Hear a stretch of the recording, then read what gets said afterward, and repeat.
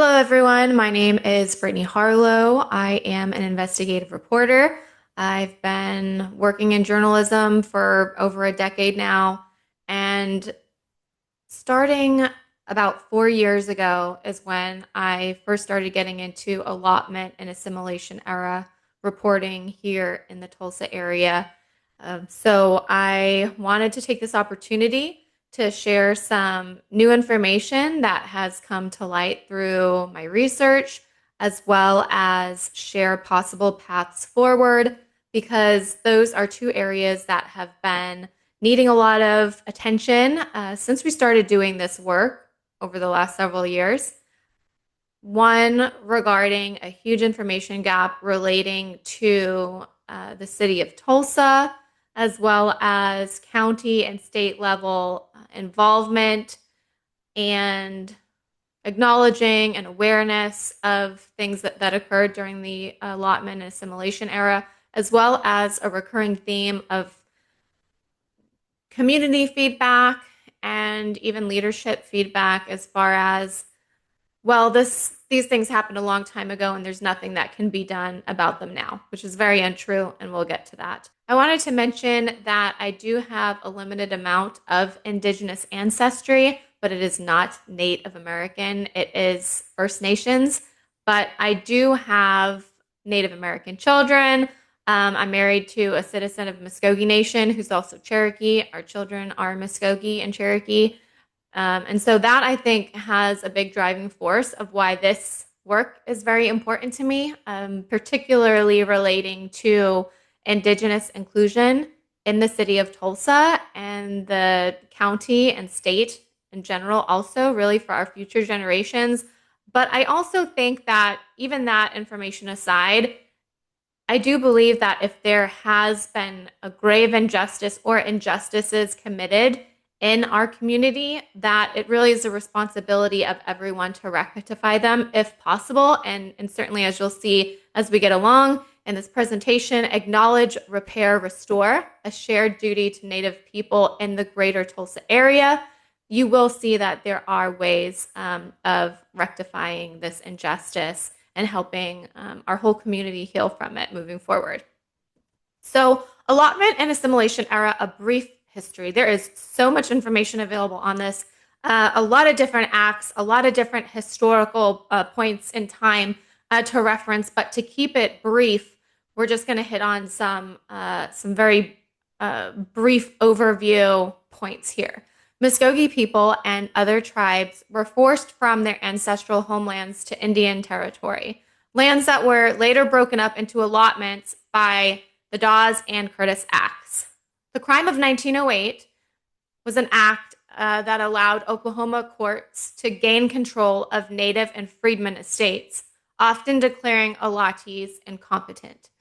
And so this is basically, after that land was allotted, it was a big part of the process of taking that land back away from the people that it was promised to.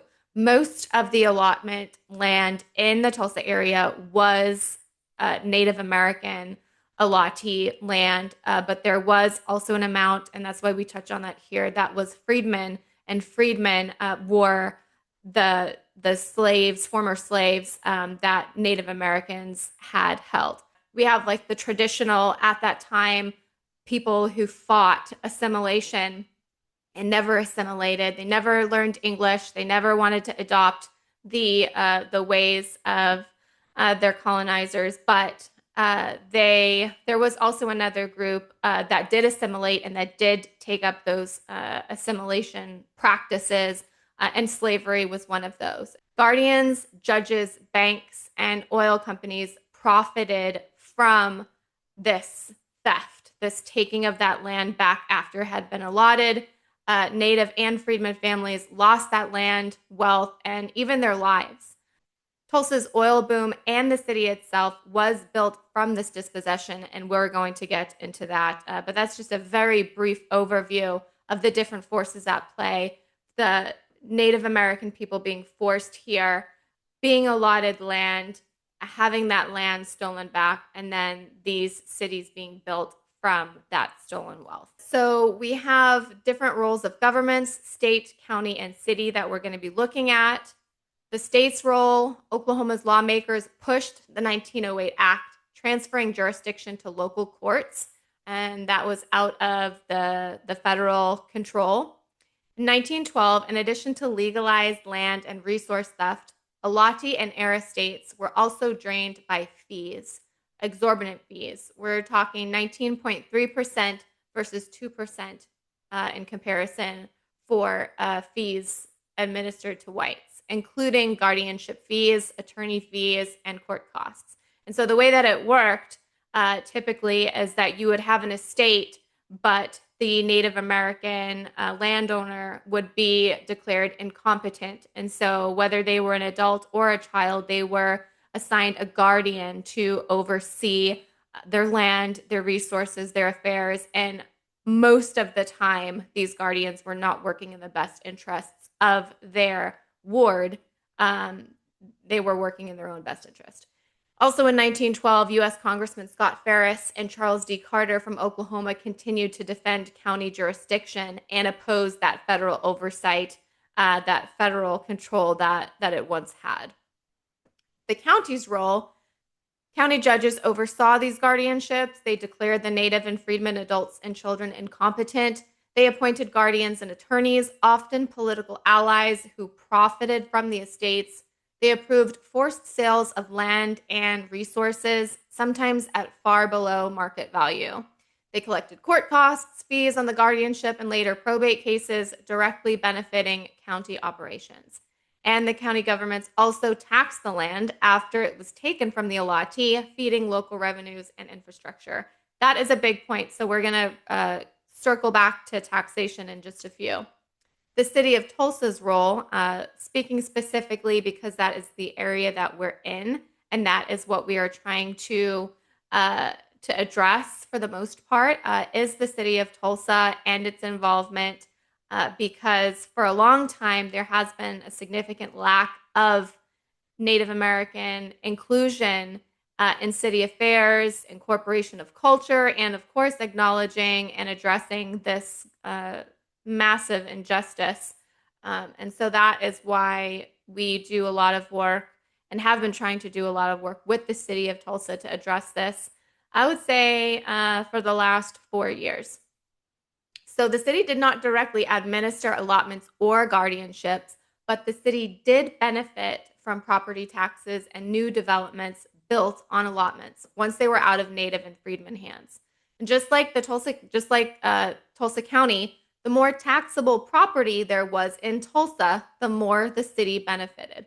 Thus, city infrastructure and public works were directly built from wealth stripped from Alati families.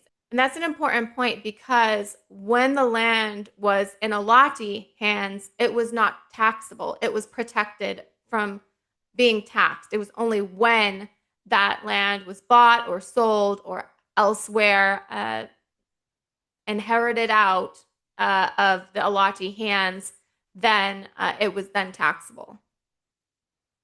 So let's talk about taxation because it comes up a lot. Allotments were split into homestead, that's the homeland where people built their land and they were protected, and surplus land. So that was work land and the more vulnerable acreage. Allotments were initially held in federal trust, again, non-taxable, but the 1908 Act stripped protections for many Alatis based on blood quantum and status. The 1918 Act opened full-blood Alati lands to partition sales, meaning they could be split up, removing restrictions and adding them to the tax rolls. Remember, all land was valuable whether it had oil on it or not.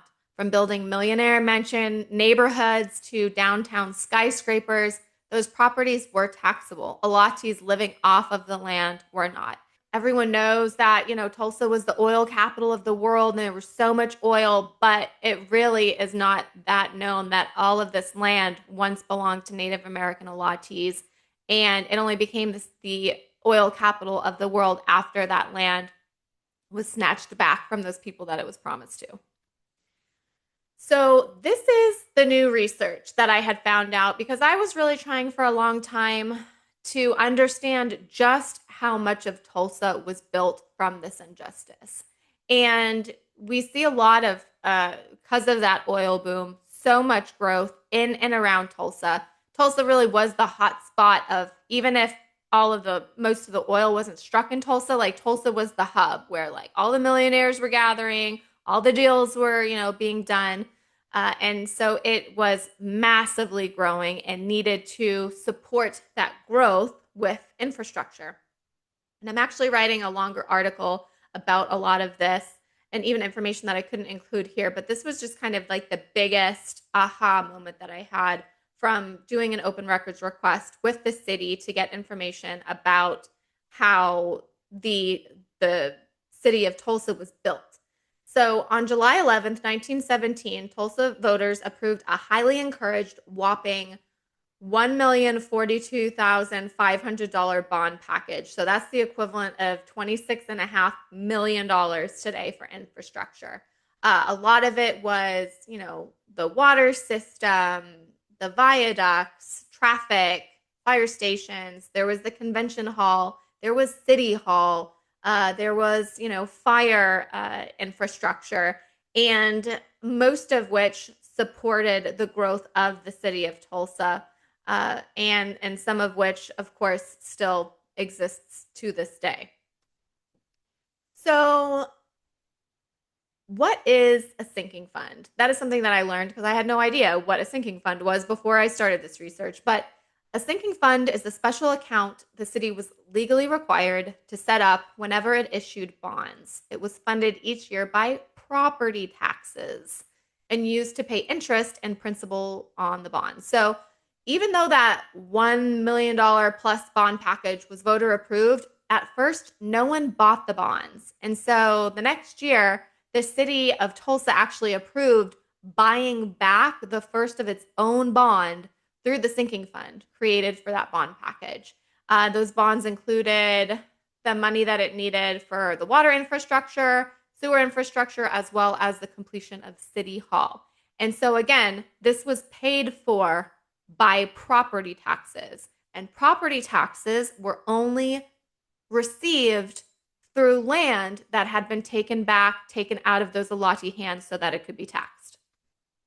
So tying it all together, as you guessed it, the mansions, the skyscrapers, the stores, the restaurants all supported the growth of the city of Tulsa through property taxes. The more expensive something is, the more taxes that was able to be collected from it.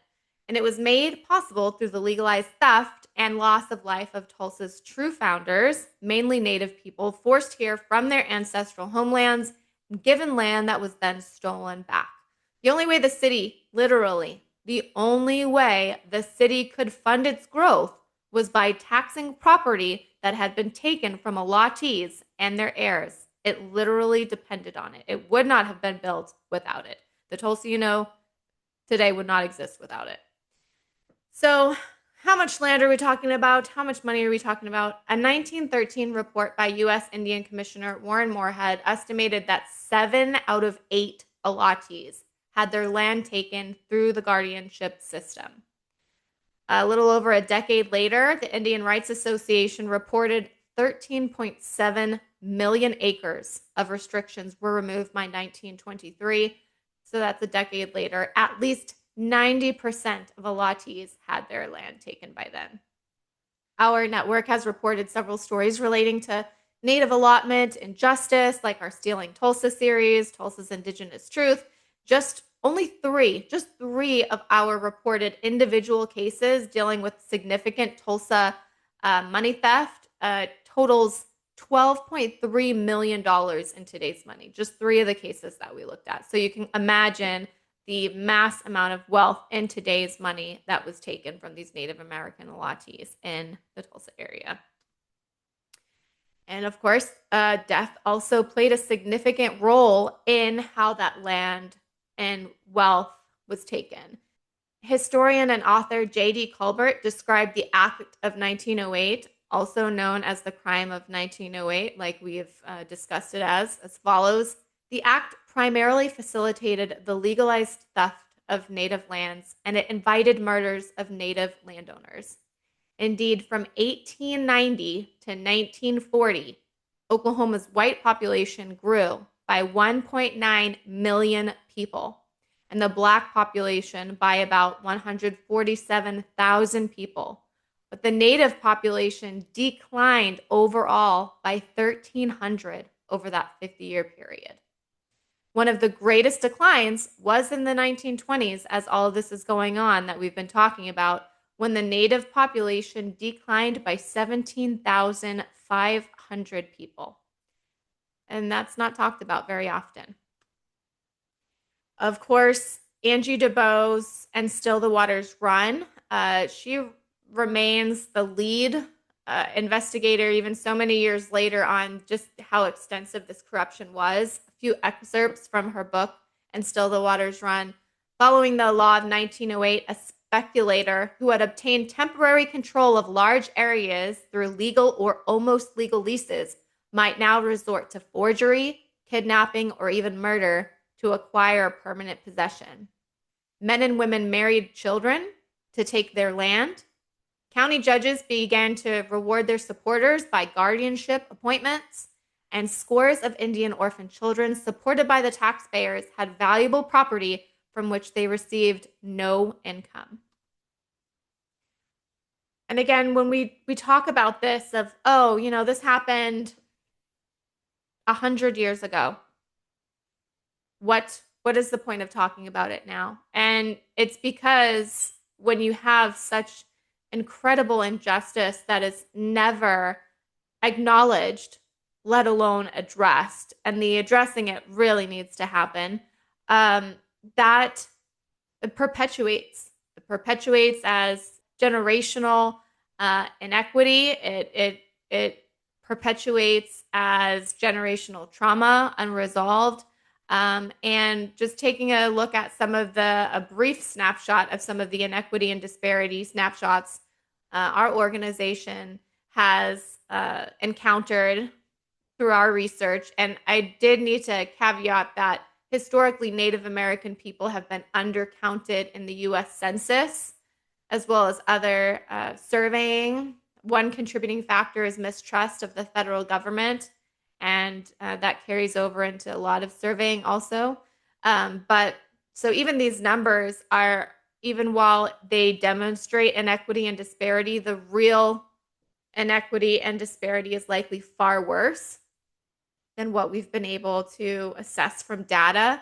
But Native individual income is $26.9 thousand a year versus $35.8 thousand overall. And I would say that's about a $10,000 difference of individual income. The poverty rate for Oklahoma families with children under 5 only is 18%, whereas the poverty rate for Native Americans with children under 5 years old in Oklahoma is 25.2%. It's a significant difference. Food insecurity, 21% of Native households use food stamps versus 14% overall. Unemployment, 5.9% Native versus 4.7% overall. And specific to Tulsa, 26% of homeless 18 to 24-year-olds in Tulsa identified as American Indian, Alaska Native, or Indigenous. That's twice the rate of homeless white youth in Tulsa.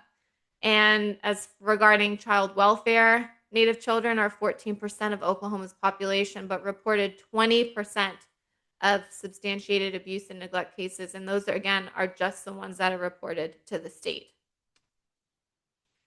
So, avenues to acknowledging, repairing, and restoring. In the state of Oklahoma, there are some things that can be done to acknowledge and address this injustice, even years later, things that have never been done. Lawmakers can author a bill or a resolution to fund a commission to study Oklahoma's allotment and assimilation injustice, pass laws for repair and restoration. Counties can acknowledge and support reparative work, such as passing local resolutions, acknowledging past injustice, and or issuing apologies, followed, of course, by action. Authorizing a county-level task force, commission, and or study is a viable one. And the city of Tulsa can do a lot of things. They can authorize a city level task force, commission and or study. They can prioritize Native representation in department initiatives and policy making through key hiring decisions, and cultural inclusion is a big one. They can create physical space for Native culture, and they can dedicate funds to housing and homeownership, scholarships, business grants for Native residents and or descendants of historic Native injustice. And so there's a lot of options there, and they have demonstrated different facets of government that it can and has been done. A great example is the Tulsa Race Massacre. On the state level, from 1997 to 2008, a commission was created in 1997 by the Oklahoma legislature. It received $50,000 in initial funding, followed by an additional $250,000 to fund a commission to look into that grave injustice, that terrible crime that occurred, the Tulsa Race Massacre. There was also a memorial fund that was established and funded. $5 million was authorized, but they only received $3.6 million. It obviously is still a significant step to acknowledging and addressing those crimes. The recommended reparations were payments, scholarships, economic zone, memorial curriculum. So what actually happened was the medals, the curriculum, the Greenwood Memorial, but no direct payments. The city level, just earlier this year, there was a $105 million reparations package announced by the city of Tulsa. This included $24 million for housing and homeownership, $60 million for historic preservation, and $21 million in scholarships and business grants. Proof that Tulsa can mobilize tens of millions of dollars for reparative justice. So it can and has been done. This presentation has hopefully shed some new light on how Tulsa was settled by Native people and became the city we know today through property taxes resulting from forced land sales or worse. That's why it may be hard for some people to hear even today. We thank Tulsa's Native American founders for making Tulsa possible, or Tulsa couldn't have been built without the Native American community, or thank you for everything you gave, your people gave, because it wasn't a willing gift. It was theft. It was starvation and murder.